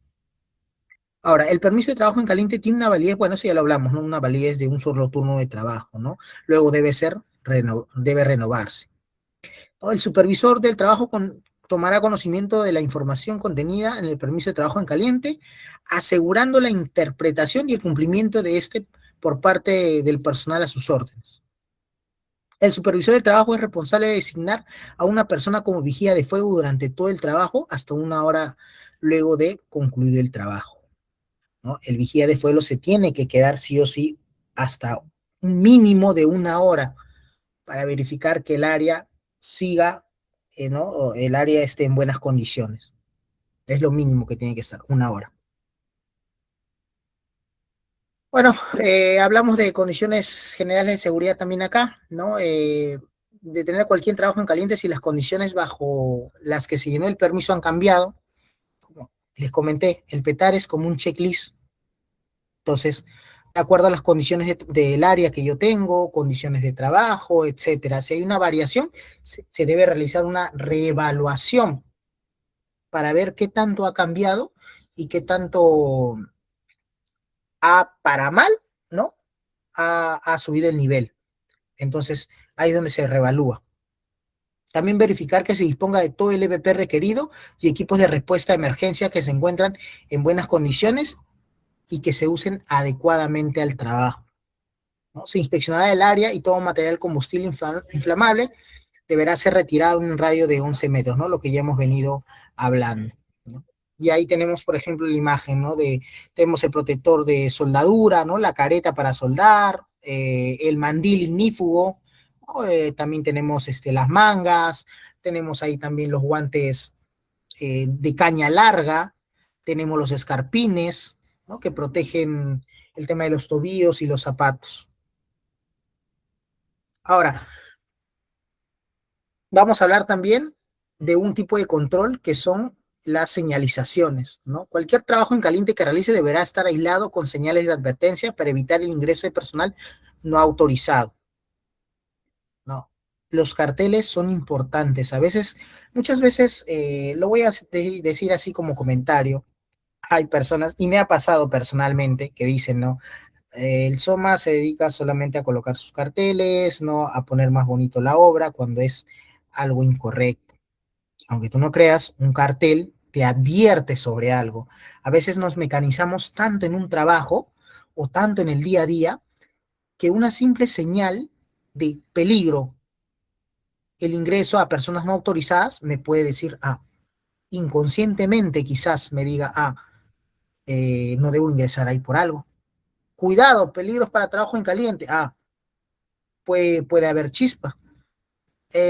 Uso obligatorio, como está acá. Uso obligatorio de calzado de seguridad. Uso obligatorio de careta de soldar, ¿no? Uso obligatorio de protección auditiva. Por algo será. Entonces, tengo que usar mi protección auditiva. No puedo ingresar al área de trabajo ya que no estoy autorizado, ¿no? Entonces, todo trabajo en caliente efectuarse en zonas restringidas por motivo de atmósfera o con sustancia combustible inflamable requiere una evaluación previa de atmósfera de trabajo. Eso es ya cuando hablamos de las atmósferas peligrosas, ¿no? Cuando muchas veces trabajo, eso es mayormente cuando hacemos trabajos en espacio confinado. Tenemos que hacer un análisis previo, ¿no? Como está acá. Por ningún motivo se permite comenzar un trabajo en caliente si no se cuenta con una atmósfera segura de trabajo. Esto es con ausencia de gases, vapores y nieblas inflamables, así como de polvos combustibles o que no sobrepasen el 0% del límite inferior de inflamabilidad. Se hace toda una evaluación general con equipos de medición, ¿no? También se requiere tener ausencia de fibras, materiales volátiles, inflamables y concentraciones de oxígeno que no sobrepasen los 23.5%, que es lo máximo que podemos tener de oxígeno en un área de trabajo. Bueno, acá tenemos más condiciones generales, ¿no? Lo que ya habíamos conversado, ¿no? Como vemos acá en la imagen, eh, vemos acá en la imagen, ahí tenemos al vigía de fuego. Ahora, tenemos nuestro primer vigía de fuego donde se está realizando la actividad, correcto. Ahora, como podemos ver, no se puede controlar que las chispas vayan a un segundo ambiente. Entonces, ¿qué hacemos si no podemos controlar que las chispas vayan a un segundo ambiente? Muy bien, entonces, ¿qué es lo que tenemos que hacer? Ingresar otro vigía de fuego que esté ahí perenne y que esté alerta ante un posible amago de incendio, ya que no pudimos controlar que la chispa se quede en mi primer radio de trabajo. Entonces, eso también es importante. No es que ya tengo mi vigía y él se va a dedicar a subir y a bajar. Imagínense, pues, que él tenga que, llegaste acá, bajo a la primera, al primer nivel. Ahora ya no cae acá, subo al primer nivel y que esté sube, baja. Eso no está permitido. Tengo que tener 2 vigías para cada nivel, ¿no? De acuerdo a la actividad que se realice. Muy bien. Ahora tenemos acá también, ¿no? Lo que hablamos, los equipos de protección personal, ¿no? Tenemos EPPs recomendados para oxicorte, para soldadura con gas, soldadura eléctrica y esmerilado. Casi siempre se repiten, ¿no? Como podemos ver, muchas veces se repiten, más que por ahí la careta de soldar, ¿no? Que muchas veces el que va a hacer la soldadura autógena no cuenta con eso, ¿no? O no es necesario. Ahora, yo quiero hablarles acá de un tema importante respecto a los EPPs. Primero quiero irme por la parte de los oídos, porque como ya les comenté, nosotros tenemos un grave problema de que solamente, quizás va a sonar redundante, pero solamente hacemos caso a lo que vemos. Trabajo en caliente, una quemadura. Una quemadura yo sí la veo. Yo sí veo una quemadura. Sé cómo es una quemadura. Aplico mis primeros auxilios. Un incendio. Un amago incendio. Lo vi. Pero ¿qué pasa con las enfermedades ocupacionales que puedo tener por el uso de la tronzadora, de la moladora, pérdida auditiva, la inhalación de humos metálicos, ¿no? La pérdida de la vista? ¿Por qué? Por la radiación ultravioleta. Entonces, muchas veces no le damos atención a eso y lo peor es que llegan como enfermedades ocupacionales y cuando pasamos los exámenes médicos prácticamente nos invitan a retirarnos porque ya no podemos cumplir, ¿no? Vamos al examen médico, la audición ya bajó, la vista ya bajó, salimos observados, prácticamente desaprobados del examen médico. Entonces, vamos primero con el tema de los oídos, ¿no? Para saber un poco más, el oído soporta hasta 85 decibeles por una jornada de 8 horas de trabajo, ¿no? Entonces, los sonidos superiores a este nivel, que llegan, por ejemplo, a los 100 decibeles, puede causar daños auditivos irreversibles, ¿no? Con el tiempo, ¿no? Entonces, ¿qué es lo que normalmente un corte de amoladora genera? Más o menos entre 90 a 115 decibeles. Entonces, si ya supera el tema de los 100 decibeles, ¿no? Durante el corte continuo de metales o incluso de concreto, esto es ya un ruido extremadamente alto, ¿no? Comparado incluso hasta un concierto. Muchas veces se compara a un concierto, ya que más o menos los conciertos llegan así a 110, 120, 140 decibeles. Entonces, el que va, ¿no? El que ha ido a conciertos sabe que a un cierto nivel hasta es un poco molesto cuando llegamos a salir, ¿no? Y tenemos el oído tapado. Entonces, la doble protección auditiva es cuando se supera el ruido, supera, ¿no? Entre 100 a 105 decibeles, cuando supera, mejor dicho, los 100 decibeles, en una jornada de trabajo de 8 horas. Entonces, hay que ver siempre nuestras fichas técnicas para ver qué equipo usas. Ah, la tronzadora, ficha técnica, ¿cuántos decibeles generas? Tanto. Amoladora, tanto. Quizás la soldadura no genera un tipo de ruido molesto que puede generar sordera a futuro, es cierto, pero hay otras actividades como la tronzadora y la amoladora, y especialmente la tronzadora, porque donde yo trabajo se utiliza mucho, el ruido es intenso. Entonces debe haber una doble protección auditiva, tanto para el trabajador como las personas que se encuentren aledañas al área de trabajo, porque no solamente es, ya, yo realizo la actividad, yo me protejo, ¿no? También hay que ver las personas que están alrededor, ¿no? Entonces, eso podemos hablar acerca de la doble protección auditiva, ¿no? También tenemos el tipo de protecciones, ¿no? Los lentes con filtro ultravioleta, ¿no? Que son como equipos de protección personal, ¿no? Bloquean a veces hasta el 99.9 de la radiación ultravioleta, ¿no? De acuerdo también al tipo que se va a utilizar. Normalmente son de policarbonato, ¿no? Es hasta 10 veces más resistente a impactos que un plástico común, ¿no? Que unos lentes comunes, ¿no? Ahora, tenemos también el tema del respiratorio, lo que yo les hablaba, ¿no? De los humos metálicos, ¿no? Muchas veces nosotros utilizamos, o bueno, el tipo de filtro que nosotros utilizamos es el P100, ¿no? Que es el filtro que utilizamos para los trabajos para que conlleven, ¿no? El tema de humos metálicos, ¿no? Ahora, ¿se han preguntado por qué le decimos P100? Normalmente se le dice P100 porque elimina al menos el 99.95, 99.97 de las partículas que hay en el aire, ¿no? Y la letra P indica que es resistente al aceite, ¿no? Y la letra X, que prácticamente en promedio te cubre hasta el 100% de partículas, ¿no? Tiene una máxima eficiencia de trabajo. Así como han escuchado de la protección N95, ¿no? ¿Qué dice 95? ¿Por qué 95? Porque protege al 95% de las partículas. ¿Y por qué N? Porque no tiene resistencia al aceite. Entonces, específicamente para trabajos en caliente, lo que normalmente ustedes van a ver es el filtro rosado circular P100. Que si nos vamos a 3M, ¿no? A veces confundimos, decimos, traigan el filtro 2097. No, 2097 es el código que tiene 3M, pero el filtro es P100, ¿ok? Es bueno también aclarar eso. Muy bien. Eh, Seguimos con el tipo de protección personal. Debe ser utilizado tanto para el soldador o para el que va a o para el que va a hacer el corte, ¿no? Como para su ayudante. El ayudante tiene que tener el mismo EPP, prácticamente el mismo EPP, porque él también está propenso a que le caigan chispas. Él también está propenso a ver la radiación ultravioleta. ¿A qué? A tener el sonido a su costado. Entonces, los humos metálicos también. Entonces, prácticamente debe tener el mismo EPP.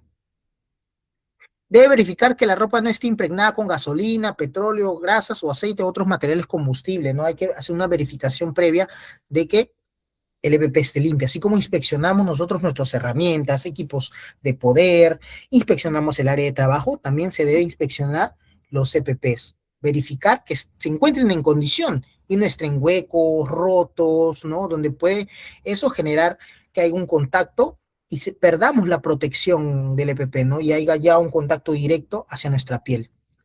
Los bolsillos y puños deben quedar cerrados para evitar alojar chispas y escorias calientes, ¿no?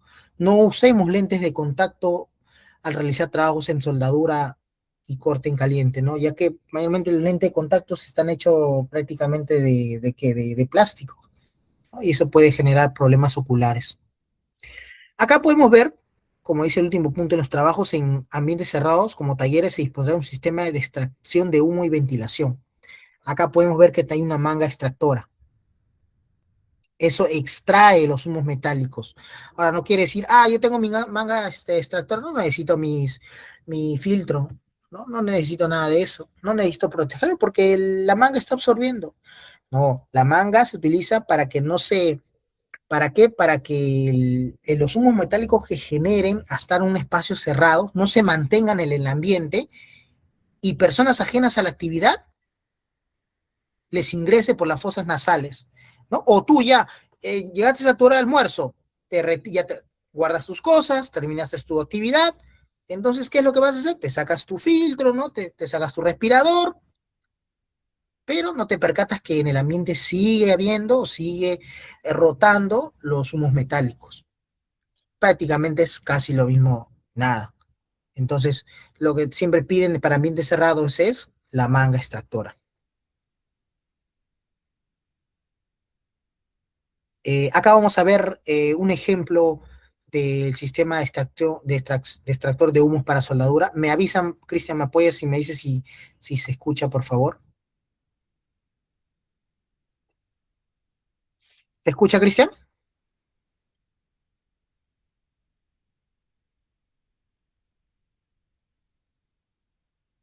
¿Cristian se escucha? No, no se escucha.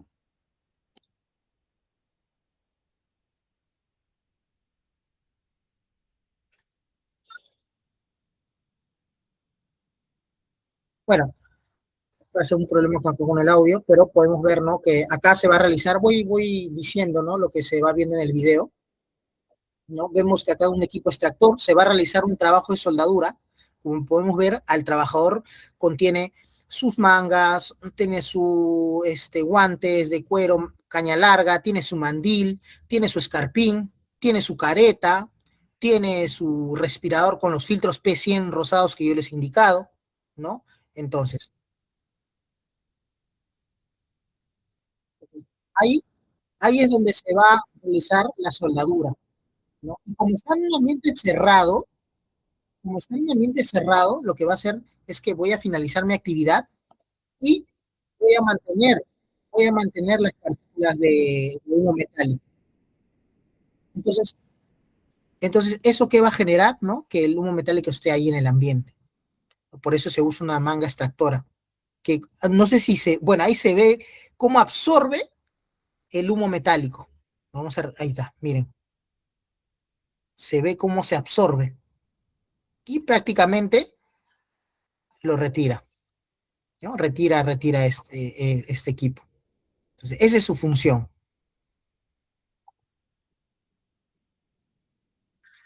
Bueno, vamos a ver ahora, la actividad es de oxicorte y soldaduras. Cristian, Cristian,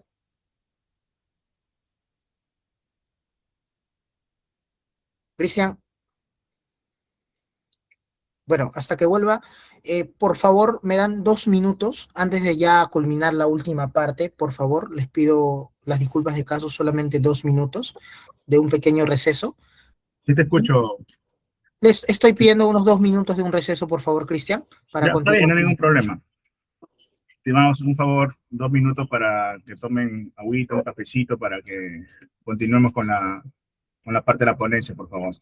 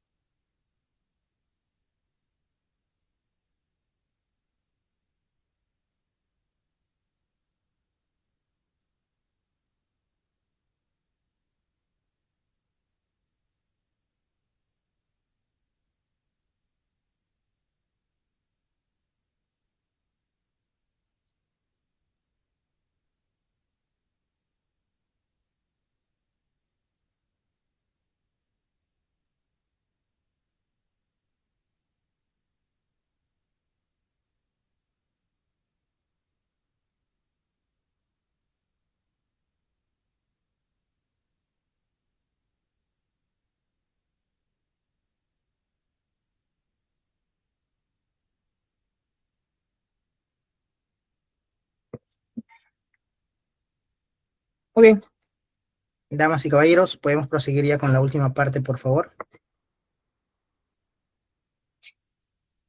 Espero que se hayan refrescado, si ir al baño, un poco de agua, siempre es bueno.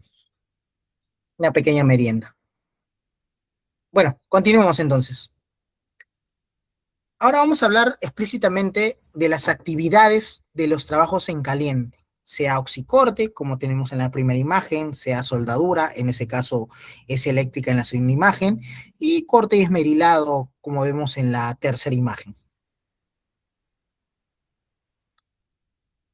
Bueno, acá tenemos el tema del primero oxicorte, no es un proceso de soldadura.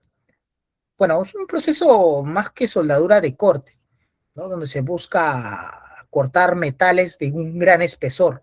El calor necesario para calentar piezas, el metal aportado, luego fundirlos, procede a una llama de alta temperatura, ¿no? Ahora, este proceso es muy similar a lo que es oxicorte con la soldadura autógena. Porque ambos tienen cilindros de oxígeno y acetileno, ambos usan los manómetros reguladores, ¿no? Por ejemplo, acá es la única diferencia. Podemos ver en la imagen. A la izquierda tenemos la punta de soldadura, ¿no? ¿Para qué? Para usarla bueno, en las actividades de soldadura autógena. Y a la derecha tenemos la cabeza de corte que se utiliza ¿para qué? Para realizar el corte, ¿no? De muchas veces de materiales de un espesor mayor, donde la moladora es prácticamente casi inservible o la eficiencia es menor, ¿no? Entonces, como vemos, acá tenemos dos cilindros. Normalmente el pequeño siempre va a ser el de acetileno. Tenemos el de oxígeno que es mayor. Siempre vamos a ver la diferencia en que el cilindro de acetileno es rojo y es más pequeño. El de oxígeno normalmente es más grande y es verde. Tenemos los reguladores de presión. ¿Por qué? Porque este cilindro tiene cierta presión, ¿no? Y tenemos un regulador de acuerdo a la cantidad que queremos para realizar nuestra actividad. Al terminar los reguladores siempre tenemos que contener válvulas de antirretorno, ¿no? Para evitar que el fuego, ¿no? Vuelva o tengamos un peligro de explosión debido a ese riesgo, ¿no? Por eso siempre es bueno colocar válvulas antirretorno. También tenemos que tener, bueno, las mangueras de gas, también diferenciarnos por los colores. El color rojo siempre va con el acetileno y el color verde va con el oxígeno. Como ya hemos hablado, ¿no? Los cilindros de oxígeno, válvulas y acoplamientos reguladores, mangueras y otros accesorios se mantendrán libres de grasas, aceite y otras sustancias inflamables. Por eso es que, señores, damas y caballeros, siempre inspeccionemos cuando vamos a realizar un trabajo en caliente todo, se inspecciona desde el área de trabajo, se inspecciona los CPP, se inspecciona los cilindros, se inspecciona los cables, se inspeccionan las tomas industriales o meneques, se inspeccionan las válvulas, inspeccionamos que estén en un adecuado funcionamiento y que estén libres de material inflamable, eso es importante. Los cilindros, equipos, tuberías y mangueras, otros accesorios de tipo de gas no deben intercambiarse con otros gases diferentes. Cada gas tiene sus accesorios, ¿no? No podemos combinar. Y es por eso que muchas veces, por ejemplo, los reguladores, como tenemos acá, tienen ya rotulado para qué es oxígeno y muchas veces también el color verde, ya que el oxígeno conlleva, ¿no? Al verde, igual que el rojo con el acetileno. Cuando se junten mangueras de oxígeno y acetileno, deben dejarse libres y visibles 2/3 de la longitud de la manguera, ¿no? Como vemos acá, de las mangueras flexibles. Las mangueras con longitudes de hasta 50 metros no pueden tener doblez. La presencia de dobleces para alcanzar compartimientos superiores debe tener una aprobación del área SOMA que verifique que no haya riesgo de fuga en ese punto, ¿no? Muchas veces hay que inspeccionar bien siempre las mangueras, ¿no? Y como dice acá, las mangueras con longitudes de hasta 50 metros no pueden tener dobleces. Los cilindros deberán contar con el certificado la prueba hidrostática. Ya, normalmente la prueba hidrostática es cada 5 años.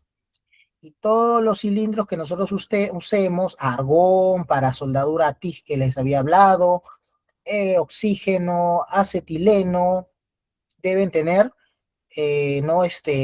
Su prueba hidrostática, ¿no? Cada 5 años. Hay otros gases, hay otros cilindros que contienen gases corrosivos, que ahí sí se pide entre 2 hasta 3 años, ¿no? Ya que hay un mayor riesgo, o el riesgo es más alto con respecto al desgaste interno. Por eso en ese caso sí son 2 o 3 años. En este caso, la norma nos indica 5 años. El traslado de cilindro de gases en vehículos deberá realizarse asegurando los mismos en forma vertical. Para trasladar los cilindros siempre se colocan unas especies de compartimientos, pallets, si no me equivoco, se llaman, donde se colocan los cilindros, ¿no? De manera vertical, no se coloca de manera echada ni de manera horizontal, ¿no? El encendido del soplete debe realizarse con un dispositivo apropiado. Para oxicorte, yo abro primero la válvula, por decir así, oxígeno, acetileno, voy regulando, ¿no? Y para eso necesito una fuente de calor, como hablamos, ¿no? Tenemos material combustible, tenemos el oxígeno y tenemos una fuente de calor, ¿no? El oxígeno, bueno, es el oxígeno en oxicorte, el acetileno es un combustible y necesitamos el fuego. Entonces, un encendedor, un fósforo no sirve para eso, ¿no? Hay accesorios especiales como es el chispero que vemos acá, ¿no? Que tiene carbón y lo que hace es botar chispas pequeñas, minúsculas, ¿no? Y eso activa el combustible con el oxígeno para producir la llama. Acá tenemos ya en lo real, ¿no? Un equipo de oxicorte, ¿no? Donde podemos ver los cilindros. De todo lo que he hablado, ya hemos hablado de los cilindros, ya hemos hablado de las válvulas, ya hemos hablado también de las mangueras, hemos hablado de los manómetros reguladores, ¿no? Pero me parece que no hemos hablado de algo importante que es cómo debemos tener los cilindros, ¿no? Siempre debe estar en un coche que se llama así, coche portacilindros, y amarrados mediante una manguera, por decirlo así, o una cadena, mejor dicho. Una cadena, ¿no? Amarrar para evitar que se desplace los cilindros, ¿no? Y las ruedas para sea más fácil, ¿no? Ergonómicamente hablando, ¿no? Evitar tema de sobreesfuerzo, ¿no? Al transportar los cilindros, que es un carro transporte de equipo, lo que hemos visto, ¿no? Lo que hemos indicado con su cadena, ¿no? Recuerde que está trabajando con gases los cuales fueron almacenados a presión en el cilindro. Una mala operación de estos y pone en riesgo su integridad física. Hay que tener eso siempre bien en claro. Bueno, el uso seguro del gas es fundamental, es importante, ¿no? Acá tenemos un checklist, lo que les dije, siempre para todo hay un checklist. Tenemos un checklist de un equipo de oxicorte donde vemos cómo están los manómetros, cómo están los cilindros, cómo está el coche portacilindro, cómo está la cadena, ¿no? Cómo está la manguera, etcétera, ¿no? Como dice acá, no haya fugas en las válvulas, los manómetros estén en buen estado, las mangueras no presenten cortes o rajaduras, los sopletes estén operativos y sin fallas, cuenten con sistema antirretorno de llama, ¿no? Es importantísimo, eso es fundamental, el sistema antirretorno, ya que puede ocasionar una explosión o un incendio el no tenerlos.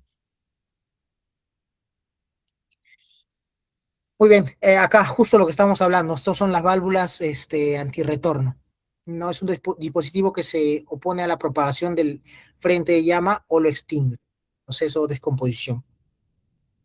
El dispositivo de seguridad proporciona protección contra un retroceso de llama a lo largo de la línea de gas a 2 veces la velocidad del sonido, ¿no? Es prácticamente rápido. Antes de usar los equipos, revise para asegurarse que el soplete se usará a una distancia mínima de 5 metros de los cilindros de gas. Es lo que se recomienda siempre, ¿no? Que esté a un mínimo de 5 metros, pero Hay que ser realistas, muchas veces no se puede cumplir eso por los espacios, ¿no? Y lo que normalmente hacemos es proteger los cilindros. ¿Y qué hacemos?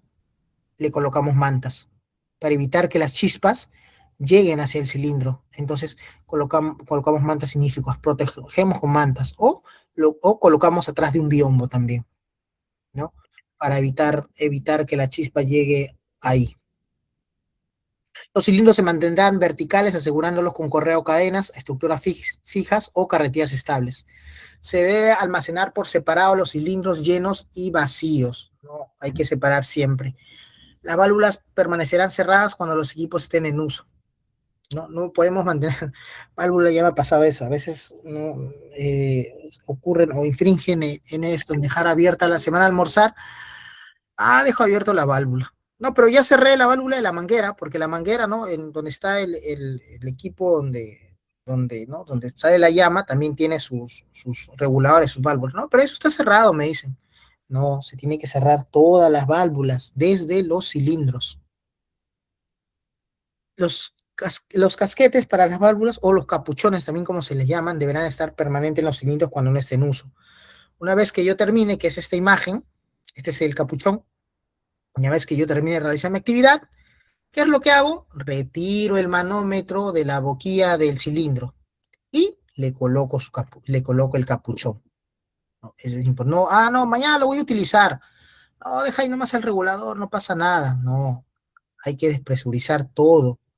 Y eso incluye la manguera, ¿no? Despresurizamos, vamos a un lado, verificamos, limpiamos y finalmente retiramos, ¿no? La manguera y colocamos el capuchón. Los cilindros se deben almacenar por separado de materiales incompatibles, como pintura, aceites y solventes, ¿no? Como podemos ver, cilindros para un lado, pintura, solventes, que son normalmente productos inflamables líquidos, mínimo a unos 6 metros de distancia.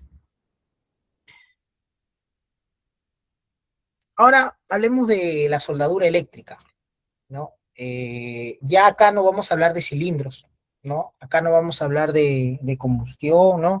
Acá lo que vemos directamente es un tema eléctrico, ¿no? Los cables y conductores se protegerán de ser aplastados o dañados, vemos ahí. No podemos dejar tirados los cables en cualquier lado, ¿no? Debemos de colocar en un lado donde no hay un tránsito peatonal. Los terminales para la conducción de soldaduras se protegerán para evitar contactos casuales con el personal u objetos metálicos. También proteger los terminales, ¿no? No utilizar cables en mal estado, siempre inspeccionar cómo van los cables, ¿no? Evitar esos cables parchados, ¿no? Con la cobertura deteriorada o conductores expuestos para transportar la corriente. Cuando el terminal de trabajo esté conectado a tierra, se deberá tener cuidado de ver que la pieza de soldar no esté conectada a tierra por separado. Hay que tener mucho cuidado con eso. La conexión a tierra del bastidor de la soldadura debe estar en buen estado. Los equipos se inspeccionarán para verificar. ¿Qué pueden verificar cuando hacemos la inspección? Acumulación de polvo que interfiera con la ventilación o aislamiento, fugas de combustible o acumulación de agua. Fuga de combustible, ¿por qué? Porque la soldadura eléctrica emana bastante chispa. Entonces, las chispas saltan, así como el trabajo de corte. Entonces, imagínense que haya acumulación de combustible por ahí líquido o también acumulación de agua, ¿no? También eso es peligroso por la conducción de la electricidad que contiene. La máquina que se hayan mojado se secarán antes de usarla y deberán ser verificadas por especialistas.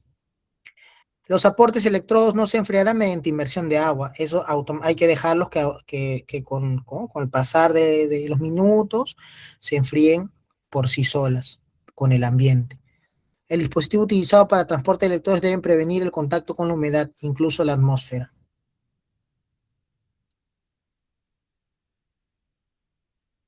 Bueno, seguimos unas recomendaciones de seguridad. Cuando el soldador deje el puesto de trabajo, la máquina se apagará y desconectará la fuente de energía. Así como si tú dejas tu puesto de trabajo para lo que ya hemos hablado, tanto para soldadura autógena como oxicorte, tengo que cerrar todas las válvulas, si es posible retirar el manómetro, colocar el capuchón, ¿no? Si ya no voy a volver, obviamente sí o sí es eso, pero quizás si me voy a almorzar, por ahí que si es posible saco. acá en el tema de soldadura eléctrica, la máquina debe estar apagada y desconectada, ¿no? De la fuente de energía. La máquina se apagará cuando se va, también hay que apagarla cuando se vaya a trasladar. No, déjala conectada, nomás total, el cable es largo. No, se tiene que apagar la máquina. El portaelectrodos que no se están utilizando se colocará de tal manera que no haga contacto eléctrico casual con personas u objetos, ¿no? Conductores. El portaelectrodo no se enfriará mediante la inmersión de agua. Este es el portaelectrodo, ¿no? El que vemos acá. No es que, está caliente, le voy a agregar agua. No, eso con el ambiente se enfría. Las escaleras o andamios deben ser no conductores o estar aislados de trabajo y de la tierra. Claro, hay que aislar siempre si vamos a hacer trabajos en altura. Tenemos también esmerilado de corte y pulido. Acá hay unas recomendaciones de seguridad respecto esta es la moladora, me parece, si no me equivoco, si estoy en lo correcto, esta es la de 4.5, la baby que le dicen, bueno, ¿no? Coloquialmente la llaman, ¿no? Se debe inspeccionar los esmeriles previamente al inicio de la actividad con el fin de verificar las condiciones de cables, contactos, discos, entre otros. Algo muy importante, no sé si está acá, me parece que sí, pero igual lo voy a comentar por si no está, es que cada disco tiene anotado ahí, como ustedes pueden ver acá en la imagen, ¿no? Tiene anotado qué cosa, tiene anotado la cantidad de revoluciones por minuto. Entonces, lo que esté anotado ahí debe coincidir con la ficha técnica de la moladora que voy a utilizar, ni más ni menos, ¿no? Debe ser las mismas revoluciones. El disco no puede tener más, el disco no puede tener menos, las mismas. Entonces, eso es lo que se utiliza para lo que es trabajos para esmerilado con corte, ¿no? O también pulido. Esa es la recomendación que se da. Todo esmeril debe contar con una guarda de seguridad debidamente asegurada. Eso debe colocarse de forma que la mano que sujete la empuñadura quede protegida al disco. Las guardas nunca se retiran, los mangos nunca se retiran, a menos que por el área de trabajo o por los obstáculos que se tenga y no entre la moladora, se tenga que usar, pero o se tenga que realizar el retiro de esta guarda o el mango, pero es una breve evaluación. Es ya cuando hemos aplicado todos los controles y lamentablemente no hay otra salida, vemos qué otro tipo de control se puede aplicar. Personalmente, nunca he tenido eh, ese problema, por decir así, porque siempre le hemos encontrado la solución para realizar el corte teniendo la guarda de seguridad, ¿no? Que es importante. Porque como dice así, ¿no? Este debe colocarse de forma que la mano que sujeta la empuñadura quede protegida del disco. No se debe usar los discos de desbaste para corte y viceversa, ¿no? Cada disco es para, como dice la frase, zapatero tu zapato. Entonces, cada disco viene para, ¿no? Para concreto, para desbaste, para corte, etcétera. Se debe sujetar firmemente todas las piezas de trabajo. Para el esmerilado de piezas pequeñas es necesario utilizar dispositivos o herramientas de sujeción. Más recomendaciones de seguridad. No se debe someter el disco a sobreesfuerzos laterales o de torsión, ya que el exceso de presión ejercido por los lados puede dañar, ¿no? El disco, puede dañar el disco y eso puede hacer que se rompa y prácticamente salte, ¿no? Y eso se puede incrustar en ti o en cualquier persona que esté alrededor. Se debe evitar que algún cuerpo extraño se introduzca entre la muela y el protector, ¿no? Hay que tener mucho cuidado ahí con el protector del disco. No se debe usar el disco de desbaste para, bueno, eso ya y viceversa. Se debe usar pantallas o biombos de protección, evita la proyección de esquirla fuera de área de trabajo, especialmente cuando se trabaje con esmeriles portátiles, ¿no? Se debe reportar inmediatamente cualquier anomalía que se detecte en el equipo de poder, que es la moladora, ¿no? Lo que estamos hablando. Se debe llevar la ropa de trabajo bien ajustada con las mangas ceñidas a la muñeca, ¿no? Se debe trabajar llevando en las manos, no se debe, perdón, llevar, ¿no? Anillos, relojes, pues eso puede generarte problemas, ¿no? No se debe trabajar llevando en el cuello bufandas, corbatas o cualquier prenda que pueda colgar o en una especie de atrapamiento. Se debe evitar llevar cabello largo, suelto, ¿no? Normalmente nos piden que amarremos y siempre colocado dentro del casco. Mantenga las herramientas limpias, sin aceite y sin grasa. Los trabajos de comprobación, ajuste y limpieza y mantenimiento se deben realizar con personal capacitado. Normalmente acá, cuando tú vas a realizar o para que tú realices esa actividad, se te tiene que capacitar, ¿no? Muchas veces lo que hacen las empresas es donde compran, por ejemplo, quiero adquirir 2 amoladoras o 3 amoladoras. Ya, vamos a comprar en Bosch. Entonces, Bosch dice, ah, muy bien, me vas a comprar las amoladoras, perfecto. Toma las amoladoras y tú les dices, ya, pero también quiero que me des una capacitación para el uso correcto, tanto de manera operativa como en tema de seguridad.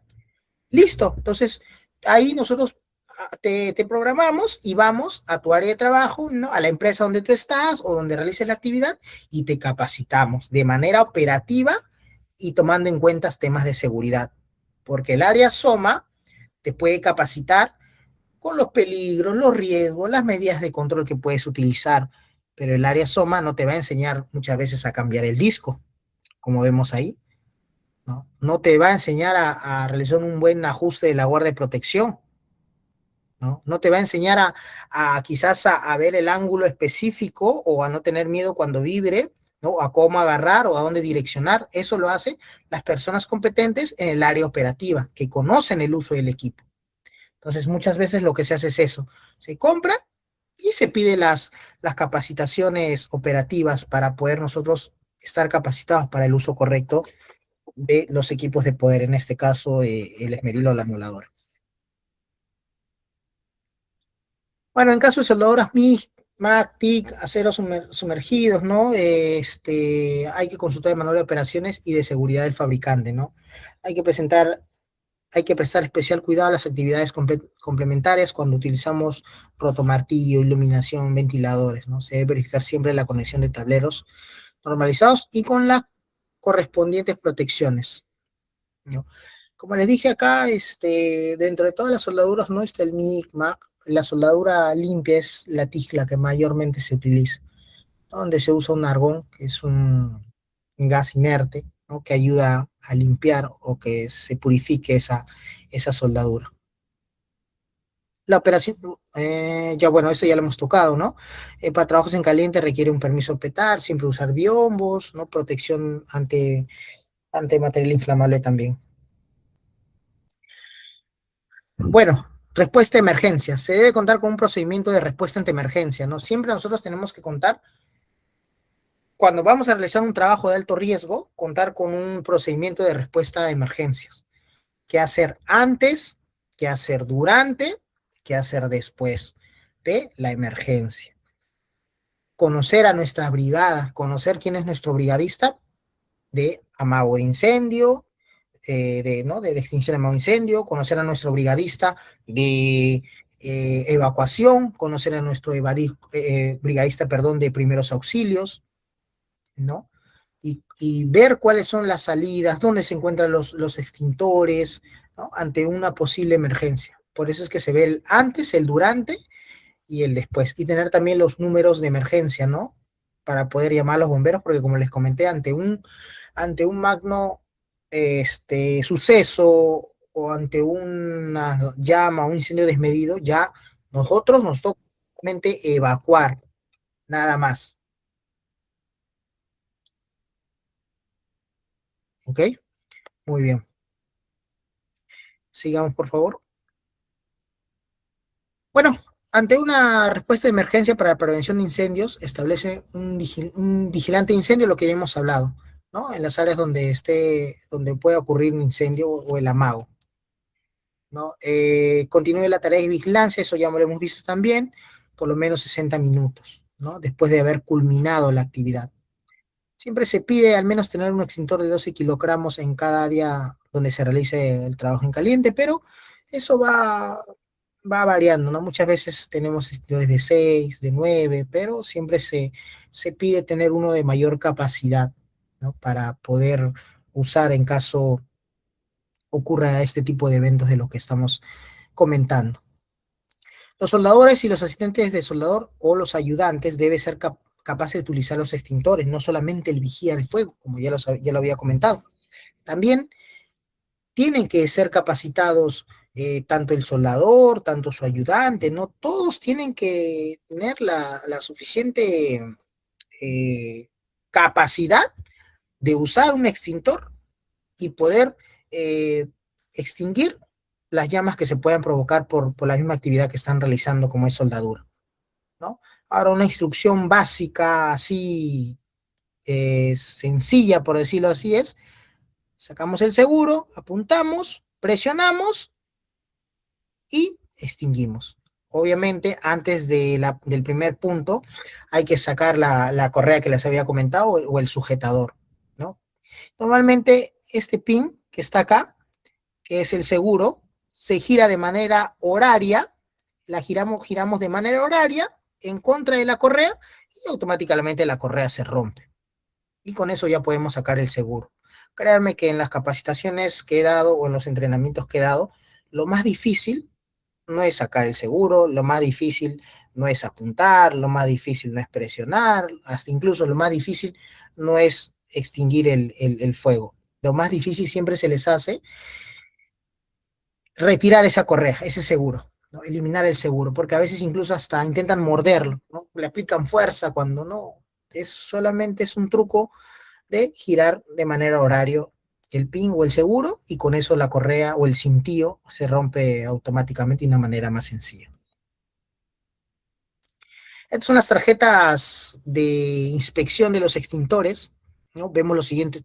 Normalmente se ven estos 15 puntos: la ubicación, si hay acceso obstruido o acceso libre, zonas, o si las zonas y los extintores están numerados, si el pictograma está de manera legible. Perdón, voy a...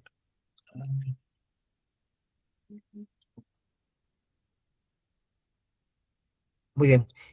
Si el pictograma, la etiqueta está de manera legible, ¿no? El tipo de carga, si hay colgadores ausentes o inadecuados, si no tiene el pasador o el precinto de seguridad que les había comentado, cómo están los manómetros, la manija, la manguera, si está bien o está dañada, el pitón o la pistola, ¿no? Si de igualmente está bien o está dañada, la abrazadera o sujetador de manguera, y otros puntos que puedan haber, ¿no? Como quizás, por ejemplo, la prueba hidrostática que les hablé, ¿no? Que ya les había comentado. Acá están los tipos de extintores, ¿no? Polvo químico seco o ABC, de CO2, ¿no?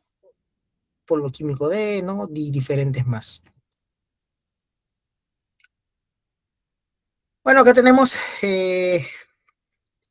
¿no? La etiqueta de control de mantenimiento, tenemos también el punto número 2, que es el rotulado, instrucciones de operación que siempre tiene que tener un extintor, algo simple, el pasador de seguridad, que ya les había comentado, ¿no? O es un precinto, ¿no? Mangueras que estén en buen estado, boquillas, fecha de prueba hidrostática, tarjeta de inspección que está actualizada y firmada.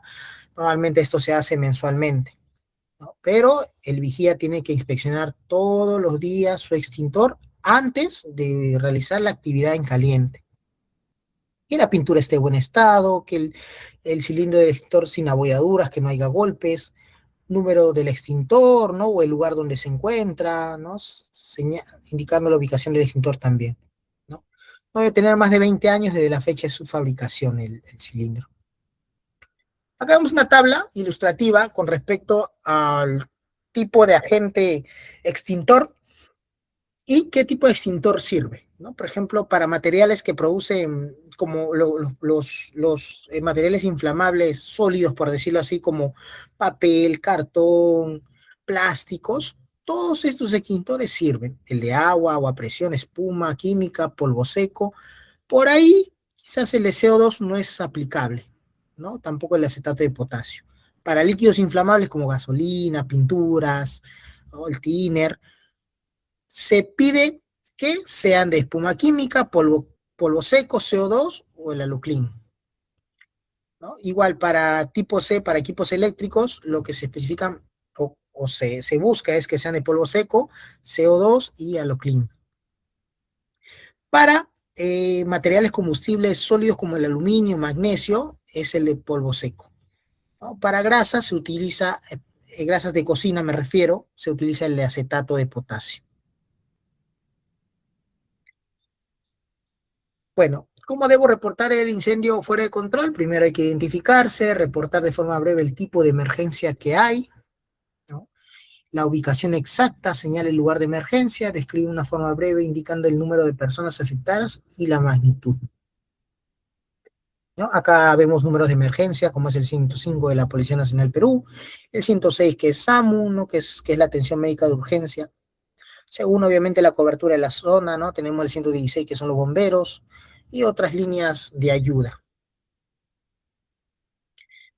Al finalizar la actividad, como está en el ATS que siempre se realiza, orden y limpieza. Retiro de equipos a zonas de almacenamiento. Terminé mi actividad, los almaceno donde se tengan que guardar, ¿no? Acá, bueno, no se ve, pero siempre los cilindros tienen que tener igual cadenas, ¿no? Tienen que tener tienen que tener un sujetador, ¿no? O medias lunas donde se colocan los cilindros y se sujetan con cadenas ante un posible sismo, evitar de que caigan. Ahí está, acá se ve, ¿no? Se ve mejor, ¿no? Cómo están sujetas con cadena, ¿no? Ante una posible sismo o algo que pase, ya están ahí contenidas. Bueno, estas son las consecuencias, ¿no? Hablamos de peligros, hablamos de riesgos, luego de eso vienen las consecuencias y posteriormente las medidas de control que también hemos visto. Pero tengamos en cuenta que muchas veces las consecuencias son nefastas, ¿no? Desde incendios, lesiones oculares por esquirlas que vemos acá, esto es doloroso, parece que, bueno, es muy doloroso, es incómodo, es molesto, ¿no? Fibrosis pulmonar, ¿no? Por inhalación de humos metálicos, cortes, mire, amputaciones prácticamente, quemaduras, ¿no? Esta ya es una quemadura hasta de segundo, me parece hasta de tercer grado. Bueno, vamos a usar ese video.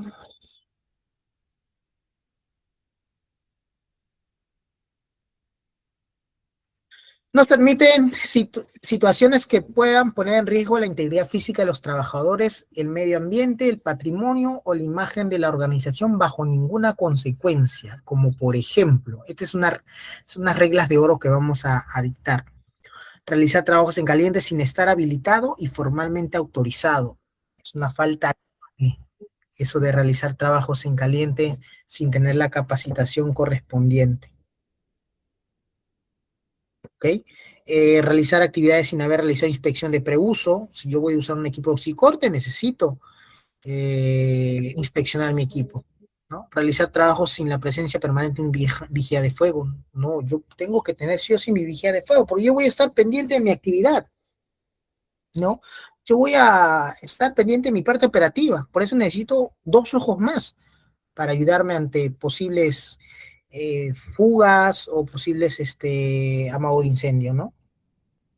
Liberar el área o equipo para operaciones sin la condición de seguridad establecida con el permiso de trabajo en caliente, ¿no? Llenar a conciencia el trabajo, sino el petar para trabajo en caliente. Si tengo material inflamable, no puedo poner que no tengo ningún tipo de material inflamable, ¿no? Tengo que ser consecuente con eso. Bueno, vamos ahora a ver el video. Este video es algo educativo con respecto a... Un segundo. Este es el caso de un paciente que tuvo un accidente mientras se encontraba cortando un pedazo de metal con una máquina. El fragmento de metal tuvo contacto con el ojo y generó esta herida. Se tuvo que hacer un corte del iris que salía por la herida. Se cierra la herida y se hace una limpieza de la hemorragia que estaba en la parte interna del ojo. Después se hace una tinción con un colorante para poder observar la cápsula donde normalmente está el cristalino, que en este caso estaba opaco, se había formado una catarata, y se hace una aspiración de la catarata. También se decide realizar un abordaje de cirugía de retina para poder terminar de quitar la catarata que se había luxado hacia la parte posterior del ojo.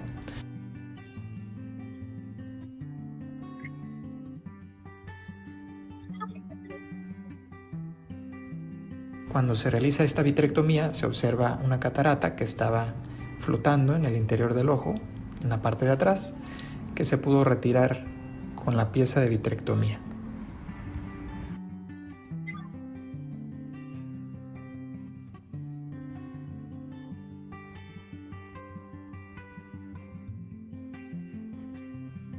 Después de eliminar los fragmentos de la catarata, se hace un desprendimiento de la hialoides posterior y se hace una vitrectomía completa. Cuando se estaba haciendo exploración de la retina nasal, se encuentra un cuerpo extraño que estaba incrustado en la retina, envuelto de hialoides. Entonces se decide traccionar para poder liberarlo, se hace una vitrectomía alrededor del cuerpo extraño y finalmente se libera. La mácula se había protegido previamente con viscoelástico.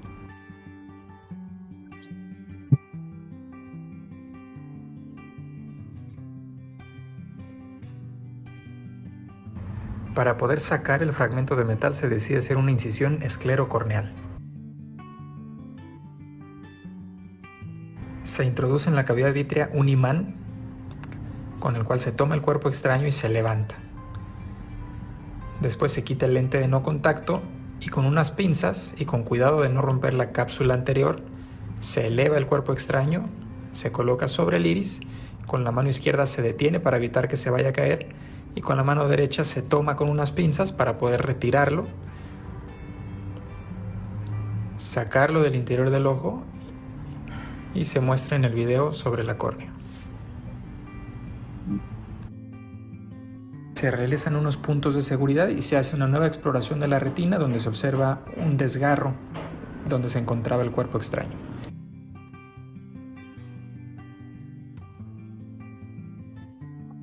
Se decide implantar un lente intraocular que se pone sobre el remanente de la cápsula del cristalino.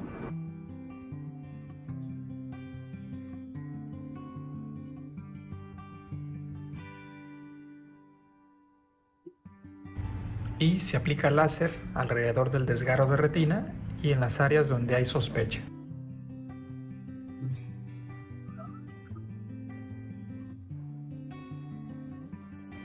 Después se llena el ojo con aceite de silicón y se inyecta un antibiótico para evitar infecciones.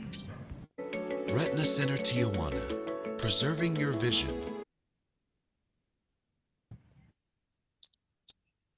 Gracias. Gracias, Cristian, por el ejemplo, bueno, por lo explicativo, ¿no?